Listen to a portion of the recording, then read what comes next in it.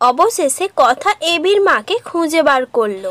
অঙ্কিত জুনির সাথে কথা বলতে চাইলে জুনি বলে, আমি এখন কথা বলার অবস্থায় নেই অঙ্কিত বাবু। অঙ্কিত ভাবে জুনি কি আমায় প্রান্তিকের মতো ভাবছেন নাকি। অন্যদিকে এভির মা কাগজপত্র নিয়ে এলে লোকটাকে দেখতে পায় না। তারপরে এভি কথার জন্য আদা লেবুর চা নিয়ে আসে, কিন্তু কথা ভাবে সেটা কফি, তাই খেতে চায় না। কিন্তু কথা খেয়ে দেখে এটা তো আদা লেবুর চা। এভি বলে, বদ্রিখালিতে তুই আমার জন্য কফি নিয়ে যেতে পারি আর আমি তোর জন্য চা নিয়ে আসতে পারি না। এদিকে অঙ্কিত ও জুনির মন ভালো করার জন্য সবাই নাচ গানের প্রোগ্রাম করে। অন্যদিকে এভির মা দেখে বাড়িতে একজন লোক অসৎ উদ্দেশ্যে ঢুকে পড়েছে, কিন্তু তারপরে জানতে পারে সেটা প্রান্তিক। এদিকে গুহ বাড়িতে প্রথমে নাচ গান শুরু করে কর্তা দিদা ও কর্তা দাদু। তারপরে পুরো কায়দা কানুন নাচ গানে মেতে ওঠে। তারপরে প্রত্যয় অঙ্কিতের জন্য একটা গিফট নিয়ে আসে। অঙ্কিত খুলে দেখে এটা তো গেঞ্জি। প্রত্যয় বলে, এবার থেকে তুই আমাকে আর গেঞ্জি চোরের অপবাদ দিবি না।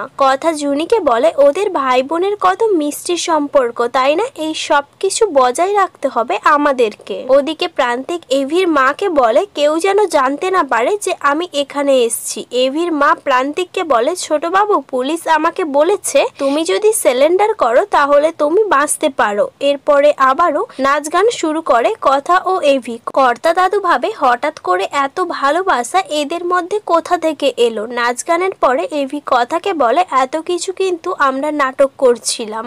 এরপরে সবাই বলে এবার নতুন কাপলদের কিছু করে দেখাতে হবে। তারপরে অঙ্কিত ও জুনি নাচ গান শুরু করে। অন্যদিকে পুলিশের লোক প্রত্যয়কে কাগজ বিক্রেতার লোক বলে একজন বিশ্বাস বাড়িতে ঢুকেছে। অনেকক্ষণ হয়ে গেছে কিন্তু এখনো বেরোয়নি। কথা বলে, আমি তুমি ঋতু ও আর তোমার কিছু লোকজনকে নিয়ে নাও, কিন্তু এখনই পাচক মশাইকে কিছু বলার দরকার নেই। এদিকে কথা প্রান্তিকের বাড়িতে এসে এভির মাকে মাটিতে পড়ে থাকতে দেখে।